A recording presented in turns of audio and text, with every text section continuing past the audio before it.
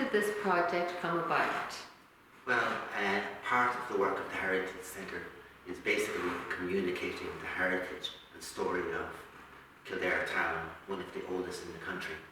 And over the years we've used a number of different methods and mediums, such as our app, recently our VR experience, and we wanted to look at a different way of communicating the heritage in a very accessible manner.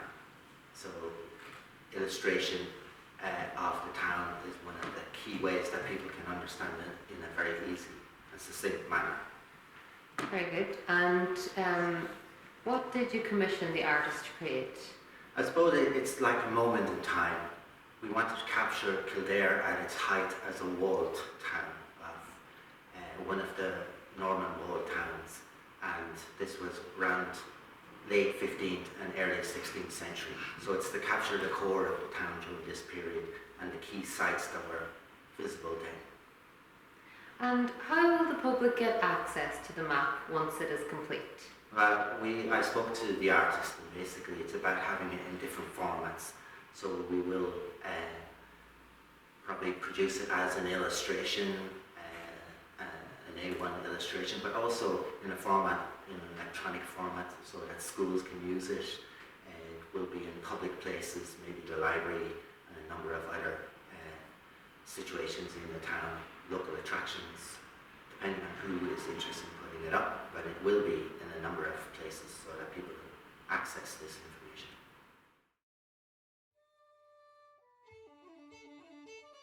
Here we see St. Bridget's Cathedral.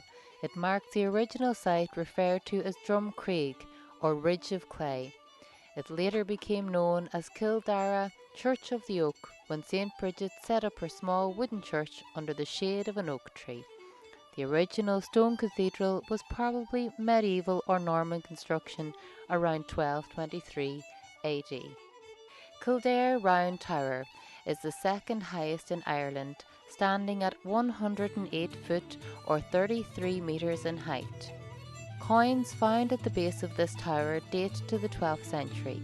It is built of two distinctive types of stone, a granite base which acts as a foundation and an upper limestone body. While it is believed that these were erected purely for defensive reasons, more modern research suggests that they were bell towers. The remains of Bridget's firehouse can be seen here, where an inextinguishable fire was kept until the mid-16th century. In the 13th century it was extinguished by Henry de Lourdes, but was apparently relit by locals and kept alight until the time of the Reformation. The Castle of Kildare. The first fortification was probably built by Strongbow or Richard de Clare in the 12th century. The stone castle itself was credited to William Marshall. In the 14th century, Edward de Bruce was defeated at this site and the castle was granted to the Fitzgeralds, who became Earls of Kildare and the most powerful and influential Anglo-Norman family in Ireland up until the 19th century. Outside the core medieval walled town lie three important abbeys, the Grey, the Black and the White. The Black Abbey was founded in 1212 by the Knights Hospitalier, also known as the Black Knights. In 1539 it was suppressed by Henry VIII and granted to David Sutton of the Irish Privy Council. It eventually passed into the ownership of the famous Sarsfield family and was the birthplace of Patrick Sarsfield, the Irish general of the Williamite Wars 1690-91. The Grey Abbey, a Franciscan abbey, was founded in 1260 by William de Vesey. It's the burial spot of several of the Earls of Kildare and is where the first words in English in Ireland were written. It was suppressed, like the Black Abbey, in 1539 by Henry VIII. The White Abbey, which is still the last of the functional abbeys, was built in 1292, also by William de Vesey. It was suppressed by Henry in 1539 and destroyed totally in 1540. The Carmelites left but returned to Kildare in 1718 and opened an abbey once more. The current Carmelite Church, which is a beautiful church to visit, is a modern Gothic church opened in 1889.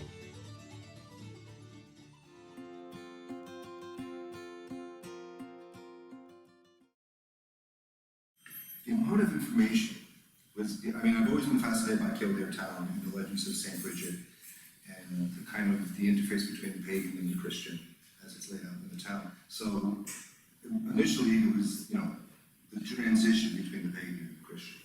Then when I started reading all the town's information, I was stunned, because my first two projects was at Thigh, where there's very, very little information. Then I worked with Sharon Green on Castle Dermot, where there was a bit more information, but this is like an encyclopedia between the place names and the different priories and the different abbeys. And that very much drew me in. And it was very exciting, because you're dealing with some of the biggest players in Irish history in the early medieval period, with the superposition of Strongbow, William Marshall. Even the castle grounds itself, just diagnosing castle grounds itself and the things that are missing, like the mound that was there recorded in 1737.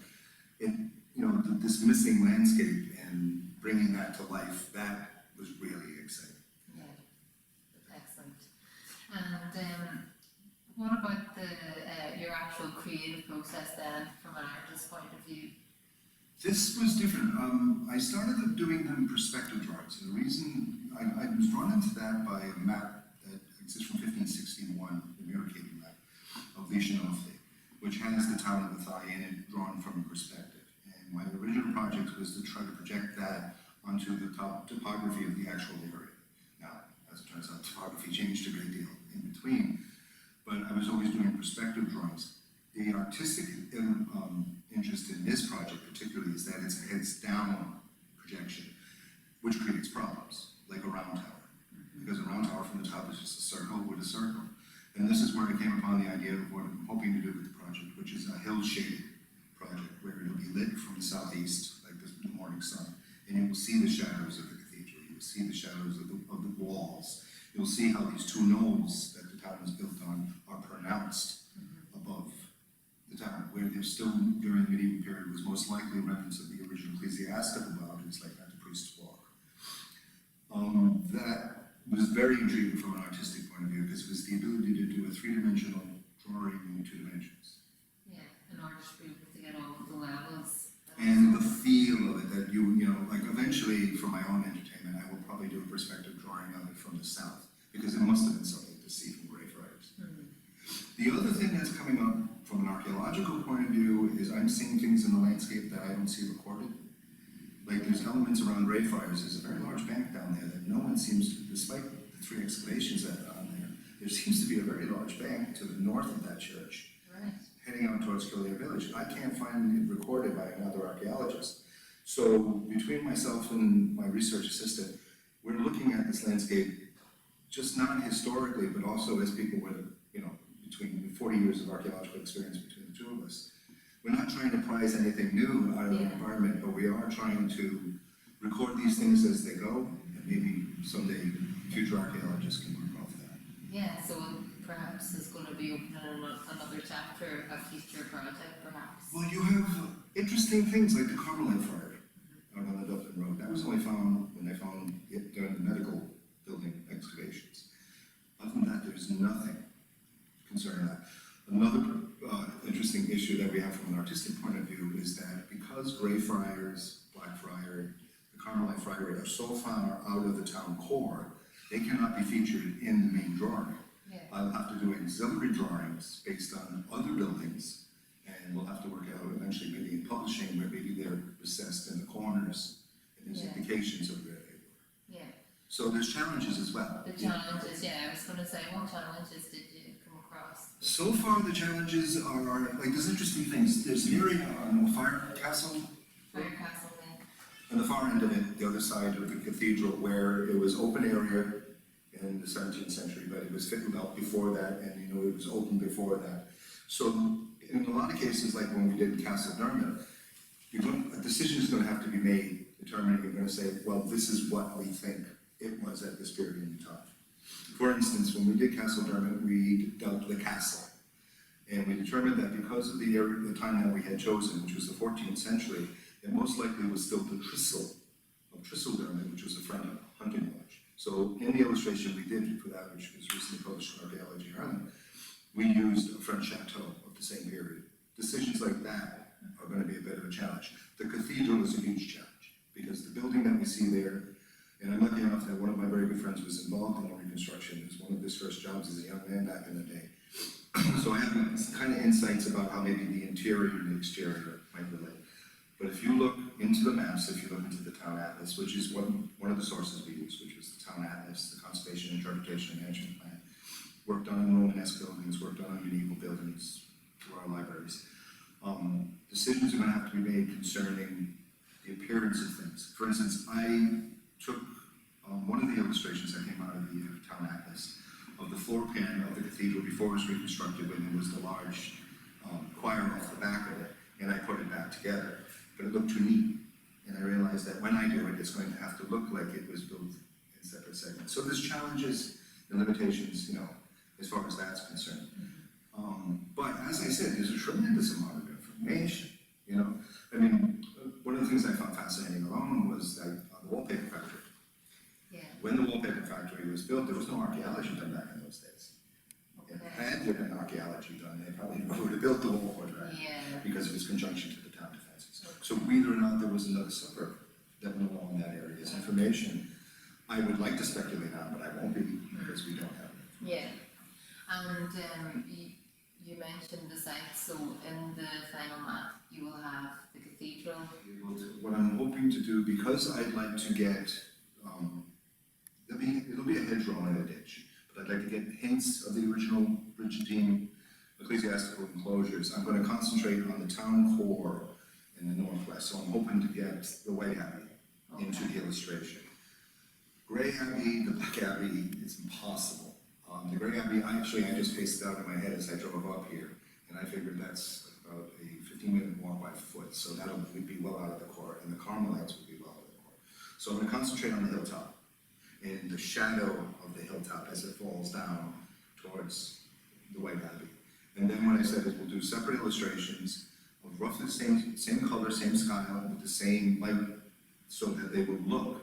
But what you will be able to do is indent them in the corner of the publication, and and with arrows there. Because interesting things that came up in the Grey Abbey, for instance, with the excavations of the Grey Abbey in preparation for the Kildare village, they talked about the large pond that was there. And it was mentioned by the excavators that in the 3 months that they were there, it never filled with water. But they never seemed to take into consideration that St. John's Well, to the southeast of the area, went dry after the settling tanks for the septic systems were put in I think it was in 1905. So that entire watershed changed. Yeah. So the amount of water that was coming off this hilltop at the time in the medieval period would have been much more substantial. Town defenses, the defenses around Dublin Gate would have been substantial, as in 40 meters wide, 30 meters deep rock cut. Elements like that are going to have to be taken into consideration. The project will be completed as per the deadline in October.